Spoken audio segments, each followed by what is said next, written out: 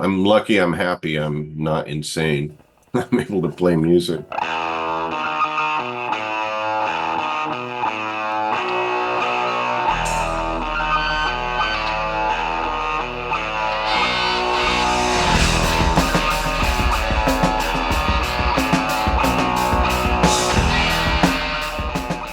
Hello, and welcome to episode 29 of the Who Cares Anyway podcast.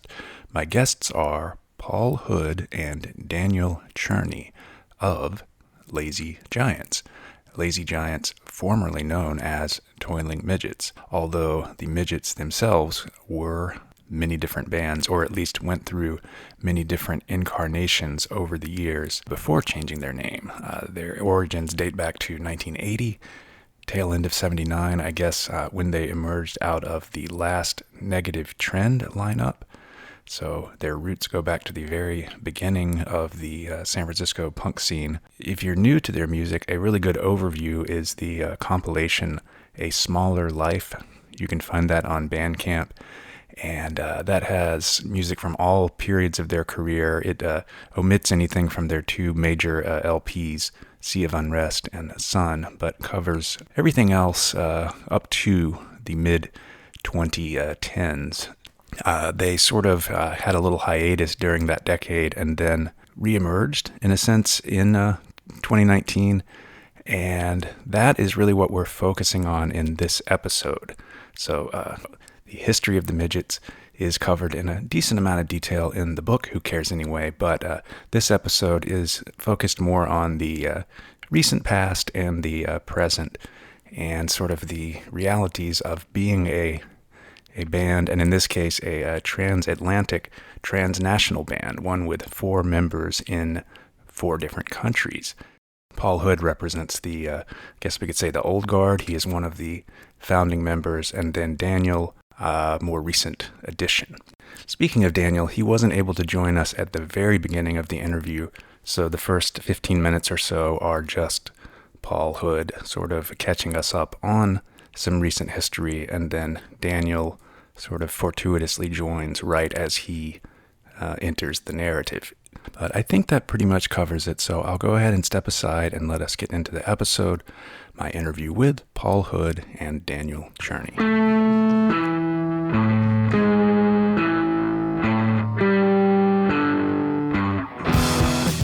So I'll start sort of in the middle. After Malin passed away, right? I think it was 2014 or something like that. I had been coming to San Francisco, and the band had still been playing. We since 2007 we got invited to play the Haight Street Fair, and so we did some other shows, and so we started this thing where I would come down, and I mean, even did a show those guys played in San Francisco, and I played in Seattle, plugged into the computer, and we sent it digitally. And so in San Francisco, there was a laptop on a stool plugged into an amp, and that was me. And so this is like early 2000s, 2003, something like that. And Craig found this app, German, as it turns out, German kid made, and it had very low latency. So it was, Malin, Eric Werner, and Craig. I don't know if Mark Sullivan was playing keyboards at that time. Can't remember because I wasn't there. And some people seemed confused. They were hearing something else, but they didn't see anybody else. But I had a camera on, so I could kind of, I could see the rafters of the place. I couldn't see any people, but I've never heard of anyone doing that at that point, but that's the kind of shit we would do all the time. Just push technology to the max and see if it would work. So anyway, getting back to after Malin passed away, Craig got the tapes from Tom. And by tapes, I mean, we had been recording ever since we came back from our tour in 92. Tim had left the band. Joe also left the band. And so we started using Eric Werner from the Blackouts, Telepaths, the Seattle guys. and he played bass. And I was puzzled because he's like the best guitar player I'd really ever heard, and left-handed guitar player, kind of like Michael Belfer in that way, you know, really awesome, strange, unique left-handed Les Paul. But anyway, he wanted to play bass, and so fine by me. The best guitar player in the band was the bass player. But we held auditions for a singer and a drummer. We decided on Tom because Tom had a recording studio and he wanted to do it. And he was probably the best musician in the band. You know, he could write music, read music. He tried to help us along with music theory and stuff. And in so many other ways, just invaluable. But anyway, so Craig got all the tapes. And, you know, Craig and I had always been sending music back and forth on computer. And one day I get this thing, because I'd sent Craig some song I'd been working on. I get back this song, and I just couldn't believe it. It was the song I had written, edited by Craig pretty heavily, but Ricky was singing on it. And I dumbfounded, basically, because obviously Ricky'd been dead for, you know, 13 years or 15, I don't know, 15 years, 16 years. But there he was. And apparently among all these tapes, Craig found some Ricky tracks that had never been used for anything. And they fit this thing that I had written. And so apparently there was enough there to do a couple of songs with Ricky.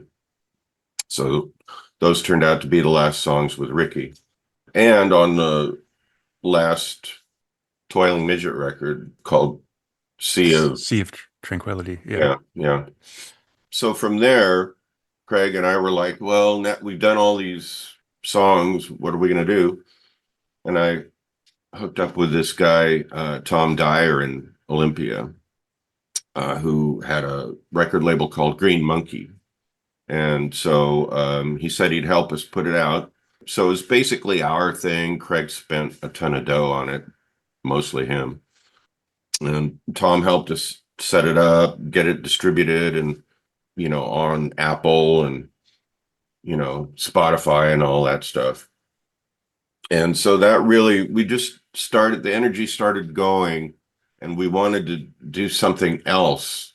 And Craig just, you know, he can't stand being in one place for a long time, I think. And he suggested I contact my friends in Germany to find out if there's any possible gigs available, you know, just play somewhere different. So I know this guy, he produced the Strokes' first and second records, Gordon Raphael. He lives in New York, but he's from Seattle. His dad was a student of my dad's in the jazz world. And so we knew each other in Seattle a little bit. Strangely enough, Michael Belfer and Tim Mooney, when they lived in Seattle briefly, played with Gordon and me. I knew him as having a different last name. Gordon. Yeah, Gordon Halperin. That's his real name. Okay, I even knew a different last name, but okay. But it was the Seventh Tribe or something like that. Yeah. Well, Gordon, there were two Gordons in that band. Gordon Doucette was the other one. That's the one I knew. Okay. Yeah, I think he's from Toronto. And there was a Einer Ask. Yeah. Because I heard when I was visiting Michael, he called Einer and they talked for a long time, and he played one of those songs over the phone, and I heard it through that. But that's the only time I've ever heard it. Yeah. Anyway, it's crazy stuff. I mean, the whole West Coast, when you think about it, there's been networks of musicians that just have always gone up and down.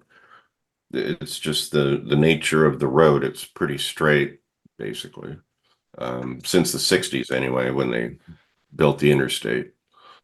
But I didn't mean to divert you. You were talking about Gordon Raphael and connecting over to Germany. Yeah. Anyway, so I wrote Gordon and I said, hey, man, we're looking to do some gigs. Do you know any musicians, clubs, what are you doing? You want to play with us? You know, I was thinking maybe he'd want to play with us or something. And he goes, well, I'm not going to be in town, but I know some people. Let me get back to you on that. So the next thing I know, I get this email from this guy named Daniel who lives in Berlin. And he goes, yes, I like this music. And I would be happy to, I think I can get some gigs and I play drums. Okay, well, let's do that. And I mean, I didn't know if he was serious or not, but Craig connected with Simon Bell in San Francisco, who's this English kid, not really a kid anymore, but an English guy who used to play in a band, very successful band back in the Britpop days, guitar, but he played bass, and we all went over there and met Daniel, and he had set up this thing, 5 shows, I think it was, and 2 days of recording around Berlin, not too far from Berlin. We played, well, it's hard to even remember all the names, and that's why Craig would be handy. He'd This remember. was this was pre 2020, right? Like 2019. Mm-hmm. Yeah. And was that this Daniel or the other Daniel at that point? The other Daniel, Okay. tall Daniel, and he was, and then I found out all this later through Craig, but that Daniel had been a Christian rock musician. And actually, Daniel had won some songwriting prize in Germany 10 years earlier. And so he was, this guy. But anyway, so he toured Germany all the time, and he had his own thing, sort of like Blonde Redhead, if you've heard them, you know, kind of jangly and quirky, but also he's like a big comedian, big gangly guy who gets in your face, and he runs around the stage. And anyway, we didn't know any of this at the time, but we went over there, and we played 5 shows and stayed an extra week doing rehearsals. And we went to this recording studio, came up with some good stuff, and it was just seeming to work. And so then after that, Daniel came to Canada to sort of continue things. And this is end of 2019. And he brought over this other guy, bass player, because Simon was out of the picture at this point. And of course, I can't remember this guy's name either, but another pop musician. These guys, apparently there's a big scene in Germany that nobody over here knows about unless they pay attention. And so anyway, they came over and they recorded some stuff. I went up there to Craig's in Canada, and we recorded. We played a couple shows in Vancouver, then came down to Seattle, played Lucky Liquor, and the record store. And so then that was December. So basic tracks had been recorded.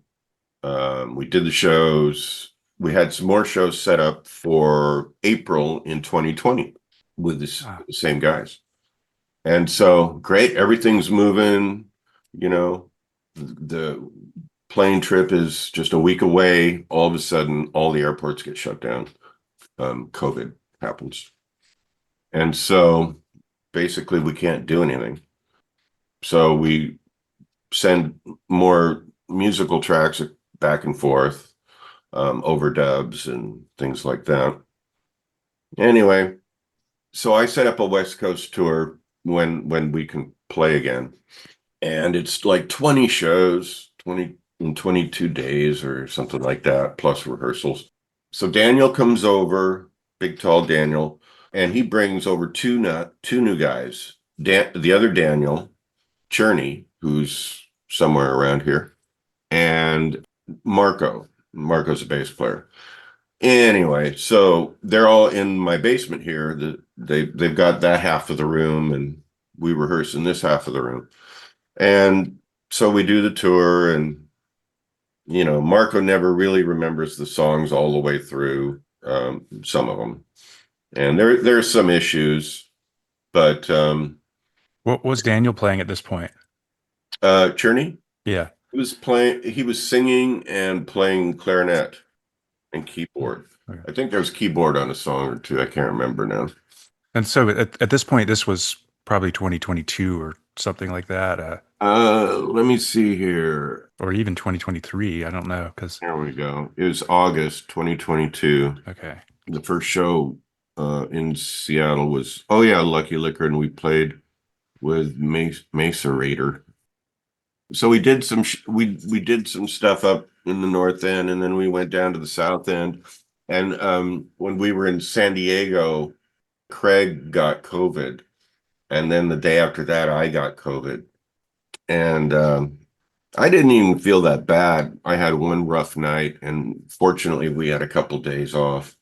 And I was in this place that had a sauna, and so I basically was in the sauna most of the time, while the other guys took off and did stuff because they didn't want to get COVID. So anyway, that was I mean, I always have fun on these things. Some of it was rough, but you meet people and you play some good shows. Oh yeah, and we drove our own cars. So on this tour, those guys, let's see, I think we were able to pay them their tour expenses. So we've always been able to break even on these things, except for the last one. the last one over in Europe. Yeah, we didn't really make any money. The last tour was mostly around Germany, Czech Republic. Oh yeah, Italy. Italy was great. I mean, it's kind of hard to remember because I'm getting old, I think, but Italy was my favorite place to play. We met this band called the Devils. Anyway, so yeah, we did Czech Republic, which was in this big art space. It was like a sausage factory or something like that. And it was walking distance to, the old city and the famous bridge across, I don't know, is it the Danube or the Rhine or something that goes right through there? See, Daniel would be able to help me out with all this stuff. He's from the Czech Republic. Is He's that from Czech Republic, yeah. In fact, we had 3 shows in Czech Republic. Uh, there he is. Yay. yeah. Okay, I'm working on this. Woo! There he is. Cool. Hello. Hello. Hi. Hey, man. We just got to the part where he was talking about the last tour over in Europe and some shows in the Czech Republic. The tour before, there's been so many. Okay. So, yeah, we played 3 shows in Czech. Tabor, where Daniel is from, Prague, and what was the other one? Tallinn? It was a small place in the east of the country in Moravia. What was it called? It was like a small place. The promoter was a good friend of mine from when I was part of the scene in the Czech Republic. And it's somewhere in here, Daniel switched over to bass. Okay, so, well, yeah. I mean, there's so much that you've missed, and Daniel, I've been telling him things in reverse order, and No problem. no, terrible.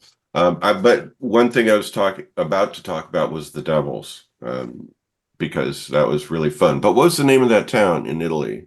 It's in northern Italy, not far from Venice, right? Yeah, that was really good fun. It was with this label Go Down Records, right? Yeah. Is that the show you're referring to? Yes. Well, I don't remember the name of the town because again, it was like a small town that no one really knows about, but they have a venue, and like the whole neighborhood kind of comes down for shows. So it was a really nice show. It was in an old religious monastery that had been converted. That's right. Yeah. We played in a stone church. I mean, like thousands of stones built this thing, so the sound was absorbing into the rock. It was the best sounding show that I can remember up to that point for that tour, and we played well, right?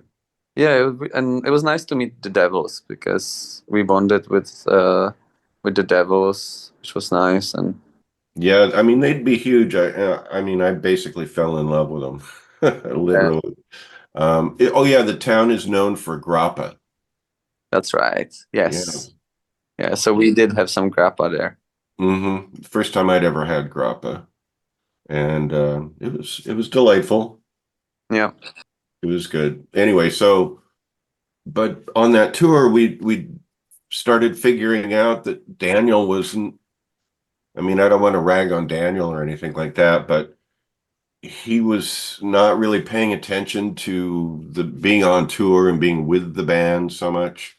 When I arrived at the place, he was nowhere to be found. So we, at the end of the tour, basically, we decided that we had to move on and get a different drummer. And so now the next tour, which is a West Coast tour, we have Alex, who's from Italy but lives in London. So the band is Alex from Italy who lives in London, Daniel, who's Czech living in Berlin, Craig, who's Canadian living somewhere over there in Canada, and me in the United States. But Alex knew all the songs when he got here. The only thing he had to do was figure the nuance of the way we played it, because he knew it all. And that was a beautiful thing. Yeah, that was great. Compared to the other situation.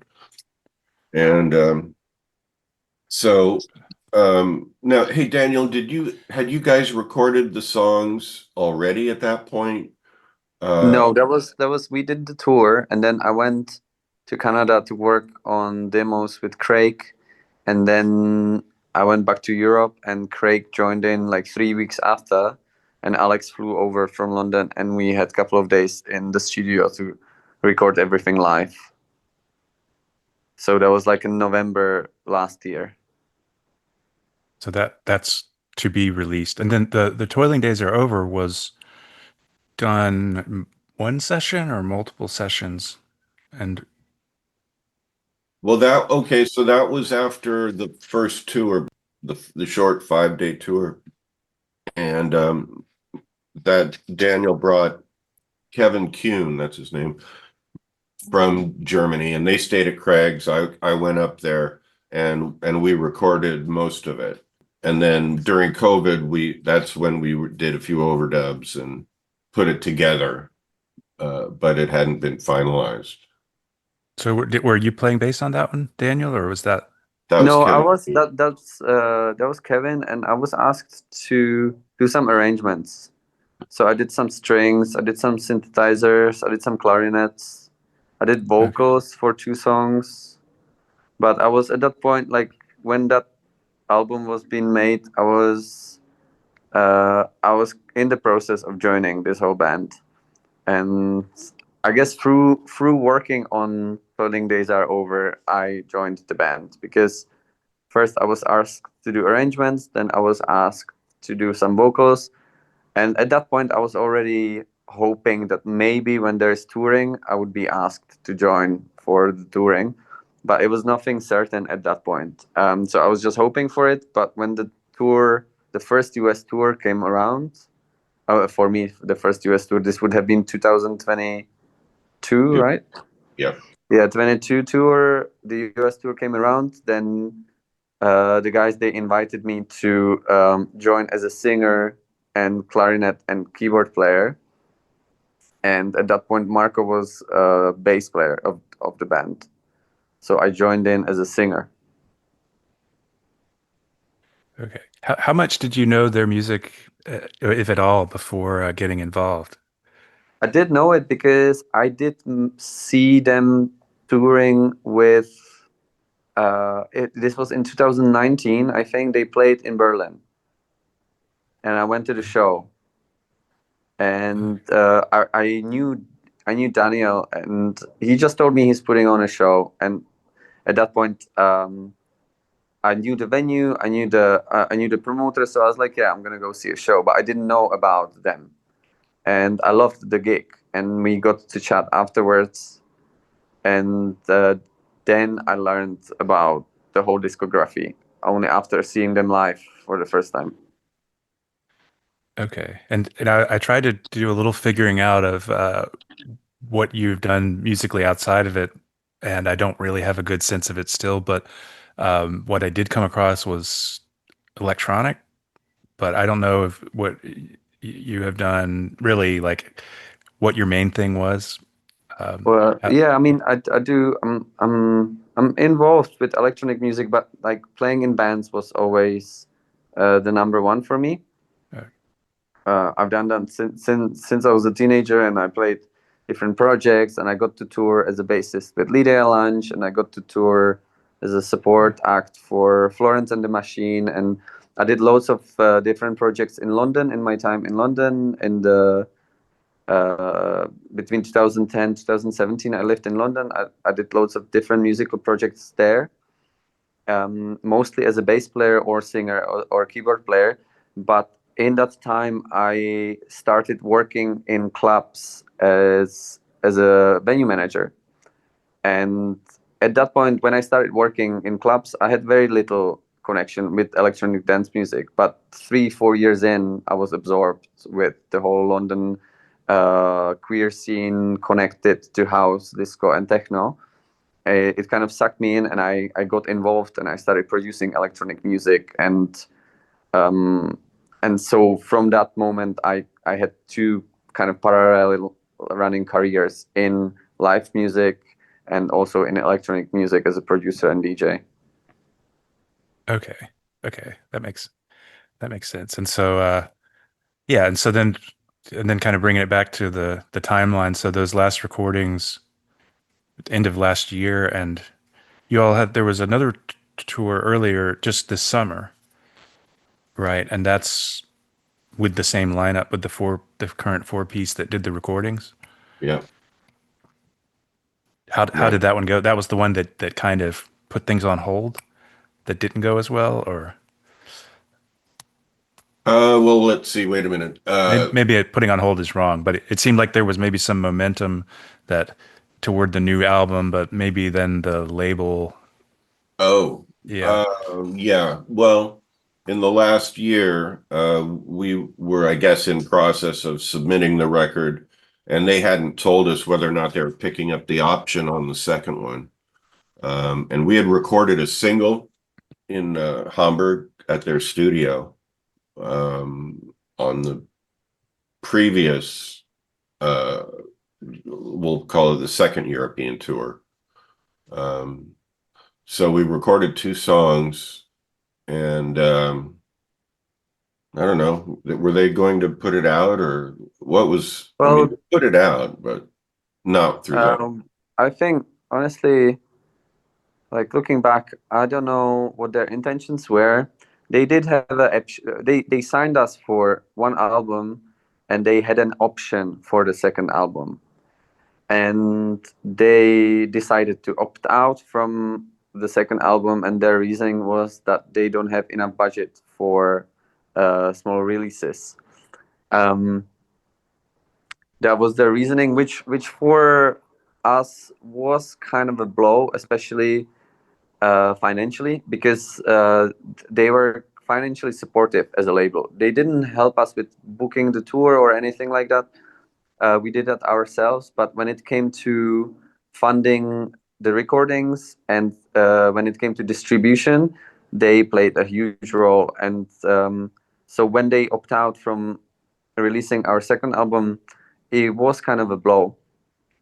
At that point, we already planned this tour that we did in May and June, and we wanted to go through with it. And the tour, for me personally, it was the best out of the four, for different reasons. I do think that we played some of the best shows on this tour, and also we toured with another band, and the connection was really great. And I just loved spending time with everyone. It was really, really great. But we came back, and we realized that financially, it's not feasible to tour like this every year, especially if we don't have a support from the label for recordings. It was okay until now, when the label would take care of the budget for the recordings, and we would just need to do the logistics and financing of touring. But having both of these burdens on our back, it's just is not feasible. It's not. We can't do it, basically. And that's why, yeah, this whole on hold thing this is the reasoning behind it, or this is the rationale behind it. We basically carry 2 bags now at the same time, and we need to choose which one is more important because we have limited resources. Right.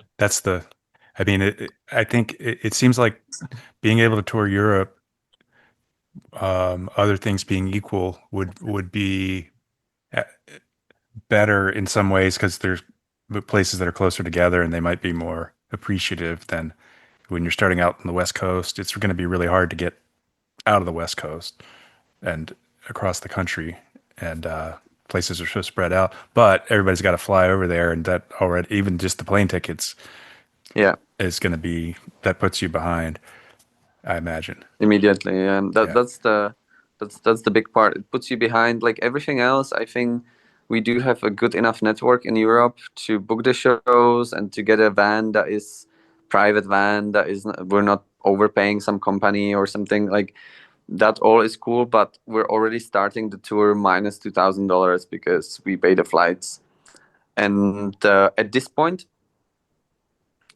we kind of decided that we would rather put that money towards the records, because now nobody is funding the record. We're happy with the songs. We played the songs on the tour. They work. We're proud of it, and we do want to put it out, even though we don't have this backing now by the label. We want to put it out either on a different label or ourselves. For me personally, it doesn't really matter. I just want to have it presentable.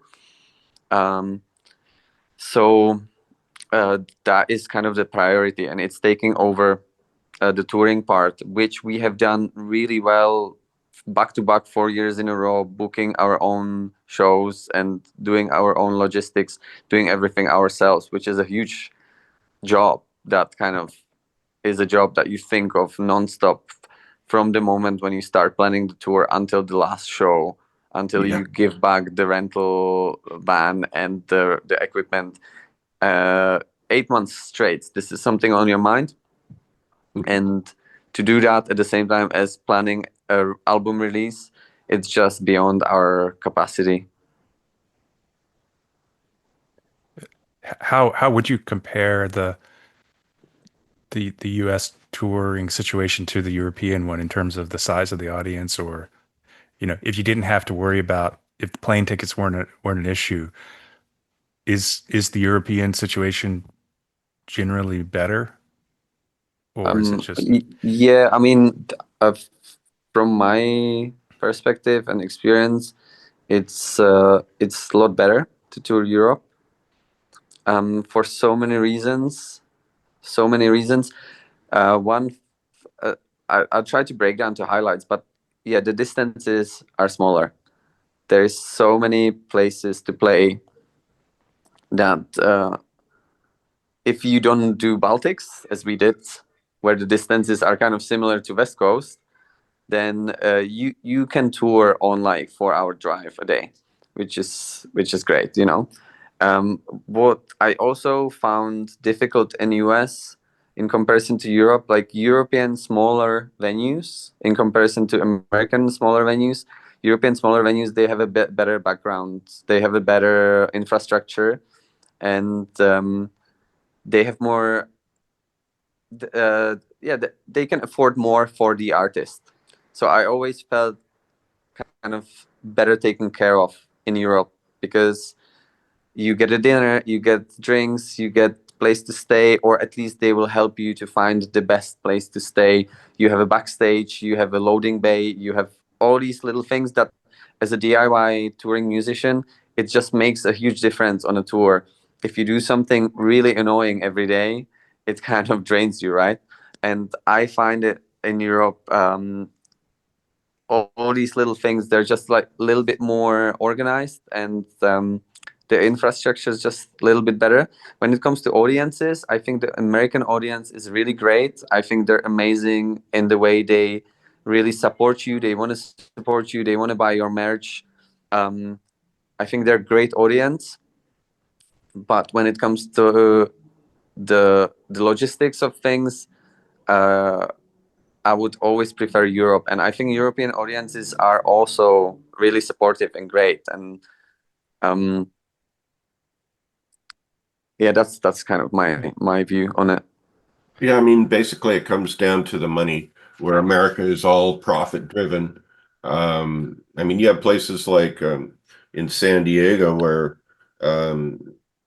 it's more of a community, more like Europe maybe, in that the neighborhood is around, uh, they know what's going on, but a lot of these places, they're just isolated. You have to drive a long way to get there to the show. There's nothing around that you'd be doing otherwise. In Europe, it's like kind of a small neighborhood. A lot of people are there. There's nightlife, community, people are hanging out, kind of like the East Coast of the United States. Mm. Uh, maybe more like New York or Philadelphia, but small, on a very small scale. And like Daniel was saying, you can drive 4 hours and be in a totally different culture. Um, the regions in Europe, people didn't move because there was no mass transportation, hundreds of years ago. I mean, that's all relatively new and on a world timeline, uh, you know, cars and transport like that. I don't know how it was before World War II, but after World War II in America, they built the highway infrastructure, and people decided, well, trains were stupid and cars were going to be the way to go. And so, I mean, it's all business oriented and dollar oriented. It's the music industry in the United States just it's not great for rock music. It's like whatever's happening now is, I mean, if just look at the charts, you don't see any bands. It's all these solo artists. Yeah, it's all optimized for profit. Like for me, my experience always with US, it's striking the way capitalism really took over everything, and everything is optimized for profit. And in comparison to Europe, where some of the countries, they have really deep socialist societies, and they build all these socialist structures that support health, that support sport, that support art. Loads of the venues around Europe, they do have fundings from the government because the government understands that culture is important. Loads of the venues where we played, like if you remember, for example, Meat Factory in Prague, one of the biggest venues that we played, they do have support from the government, so they can afford to improve the venue constantly. They can afford to bring bigger artists. They can afford to bring bands like us and risk that they lose profit on the night because they have state support to support artists like us who are not famous and who are maybe not going to bring the biggest crowd, but they still want to have that kind of a culture in their venue. And this is a big thing in Germany, France, Czech Republic, Austria, you name it. And in the US, this kind of, on the West Coast at least, that's missing. I didn't see that at all. Right. That makes sense. Makes sense. I've gathered as much from, I don't know, different musicians I've talked to who have toured Europe, or whether they're from there or not. There's a lot more support just in general. And it doesn't really, you might have places like San Francisco or Seattle where there's more concentrated audiences. But even there, I don't know, it's kind of on the margins. It takes certain venues or creative venues or supportive people to kind of help some of these things happen. But I was just with the name change. We don't have to go into that much because I know that it was kind of my understanding is it was sort of a necessity in terms of booking issues or things like that, or not a necessity, but it was. Well, it probably hurt us, because you have to start over. Right. You have a whole new audience to build. People, they've never heard of Lazy Giants. Right. And I mean, the label was supportive, and they said, oh, well, cool, maybe we can use that as a selling tactic. But I didn't really notice anyone there was no interaction with the media, really. That we did a couple interviews, but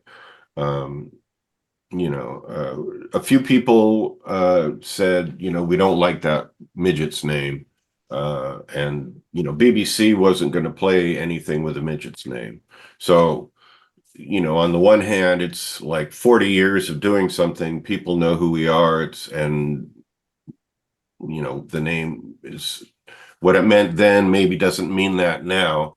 But that's less to do with us and the world moving on. But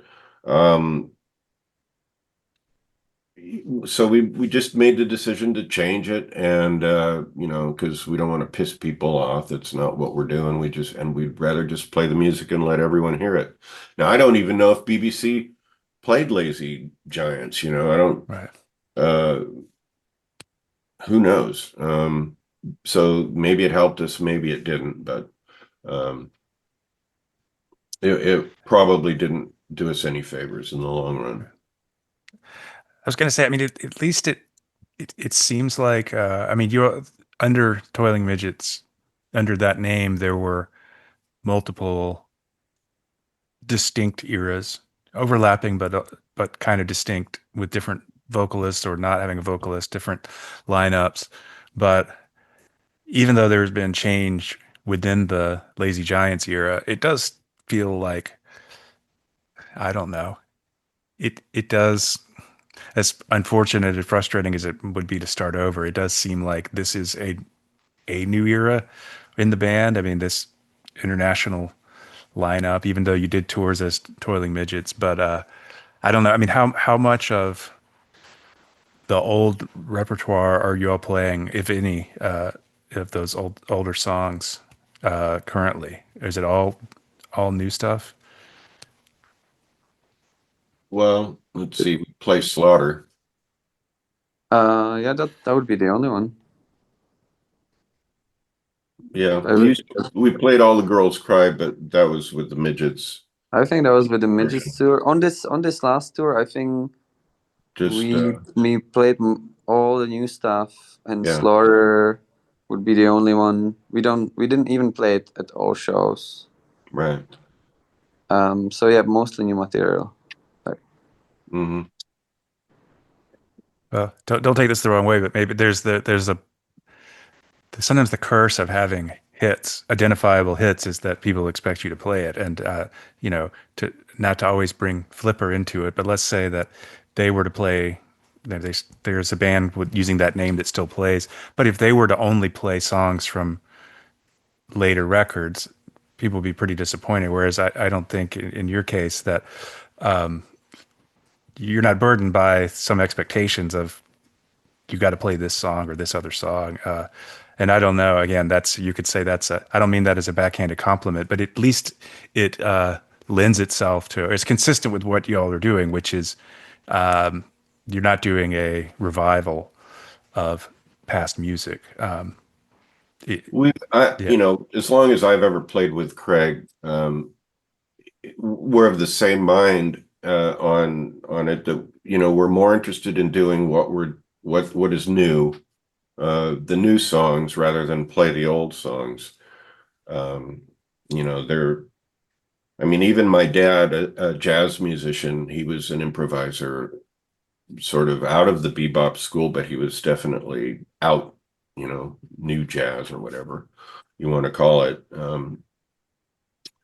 Avant-garde, I don't know, but basically improvisation. So that means you're not playing anything that you did before. You're just taking a walk through the park, but you're walking with your instrument. So, I'm glad we've changed the name, because we don't, like you said, I think you made a good point. We don't have to be burdened with any of that. Because the music we're doing and writing now is, I don't know, in a lot of ways superior. It better be superior, but it is. It's an advancement, and we're always hopefully going forward. Maybe sometimes we're going around in circles, but we feel that way. At least it's good that we feel that way. Yeah, I think this. This urge to always play the new stuff, we all have in common, and I really like that. And every time I think about the set of the tour or about the album, I kind of want to see I kind of want to see a whole piece of work, and then presenting it, for me, it's like this sacred thing, and I really care about the details, and I really care about consistency, and there's definitely enough consistency fun to play, and that is new, and that's what we want to do, and we should be doing what we want to do because we are on the stage, we are the artists. So I think this always worked for me anyway in this collaboration that we have between us. And when it comes to the name, again, it is what it is. There might have been losses, maybe not. It's hard to judge. At this point, it doesn't matter. Like for me, it felt nice because I kind of felt like we are starting something new together, and we can build this new thing together with the history that each of us have. And I didn't think too much about it, and when it happened, I was kind of happy. And I don't think we did tour as Toiling Midgets in Europe, in the US, and you guys toured as Toiling Midgets in Europe, and the gigs that we got, they were kind of similar to what we got with the new name, so I don't think there was much change there. Mhm. The only difference being that at least on the West Coast and in California, people didn't know people would know who Toiling Midgets are. So it was a little harder to get shows this last time around. Right. They could always put it in parentheses on the marquee if there's a marquee or in the listing, but yeah, at this point, I don't think yeah, it makes any difference. right. We've already had our what year or two as thinking about being something else, and so that's what it is. Now. And so as for the new recordings, the recording part has basically been done. It's more the mixing, mastering. There's a little fiddling around I have to do with a few tracks. When I went up to Craig's house, I had a weekend to do 18 songs, and 3/4 of them I had pretty much heard before, but there was another 5-6 songs that I was not very familiar with. So it's those songs where after we've played them, some of them on tour, and just having come back from tour and listening to it again, I can think, oh yeah, well, clearly that's, I don't have a part on that, and it didn't move me. So I have an opportunity to do something about it now. Whereas if we had a label that was on a schedule, then it would be that. And so I'm happy to change a couple of things. And then, the other thing is we want Steve Fisk to mix it. He mixed the single. But that would be quite expensive. So we're figuring out a way to come up with some money. If we can't do it that way, Daniel knows some people that can possibly mix. There are some people in London interested in mixing it, and as much as I really like Steve Fisk and his work and the sound that he gave us, I'm curious what would someone else do, and I'm open to it. Mm-hmm. So yeah, so we just need to sort of play it by ear and talk to people and come up with some cash and make it happen. I don't think it's going to cost us $5,000 to mix necessarily, but yeah, I mean that is also what we have to do before even we do have like 20 demos or 18 you recorded 18 songs, and we need to pick.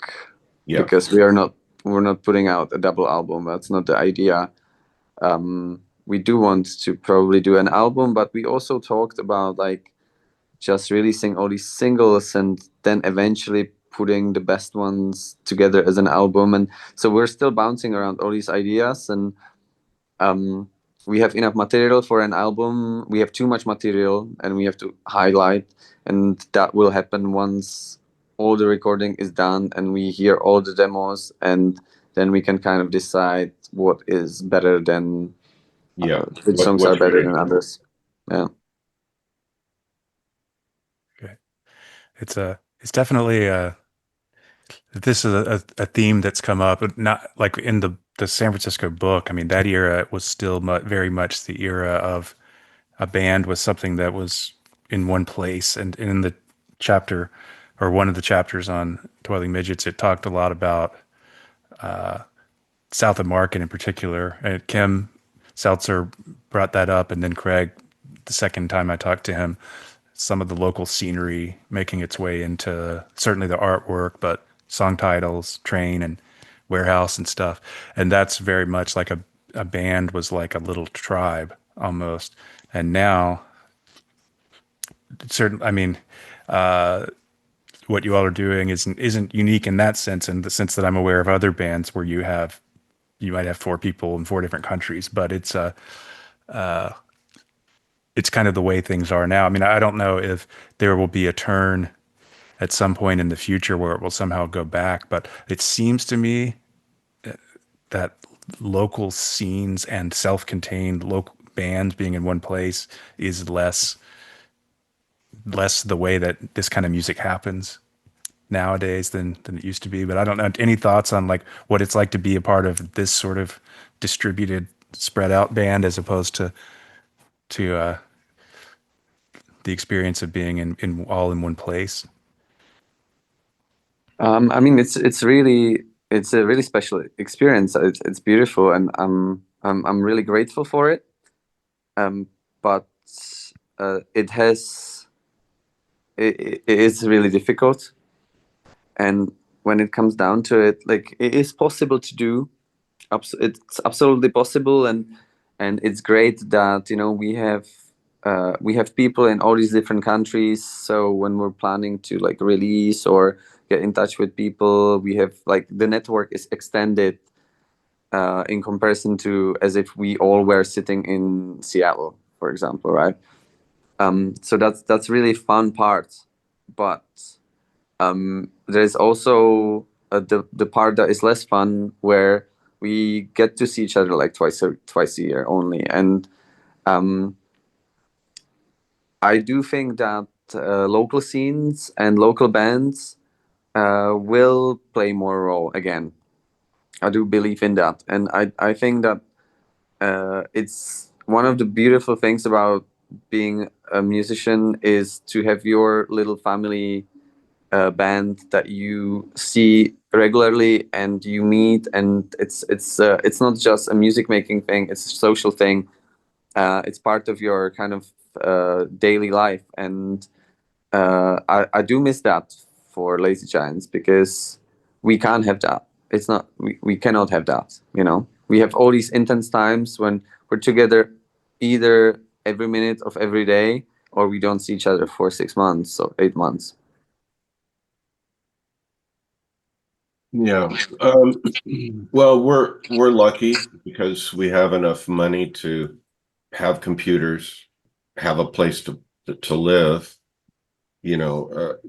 and I think locally I hear about these scenes that are happening in Seattle. Like there's these kids putting on, and I don't even know that they're kids. Maybe some of them are kids, some of them are high school age, but they're doing these like sort of rock raves under the freeway, kind of flash mob style. It's like, hey, next weekend we're gonna go meet at blah blah blah, 10 o'clock, whatever.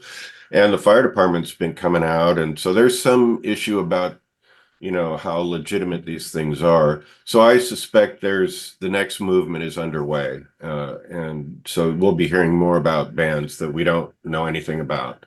That is, unless the corporate reality doesn't want to make it happen. So, but I mean, here I am back in Seattle, and I'm just jazzed up about playing music, and I'm come back down to the studio, and I've got the stuff, and I'm like playing alone again. It's like, oh, come on, You know, I want to get out and play. There's nothing like turning up the guitar and listening to these notes feedback and do these crazy sounding things. And, you know, it sustains me, but then, you know, I want other people to hear it too. So, I mean, on some level, I got to go do something live or I'll go crazy. But I'd rather be doing it with these guys around the world. And, you know, so much of it is based on how much money I have or whether or not you can even fly out of the country or whatever. You know, I'm not 20 years old anymore, but you know, the music is still pouring out, and I'm glad that, you know, we can make things happen. So I'm lucky, I'm happy, I'm not insane. I'm able to play music, you know.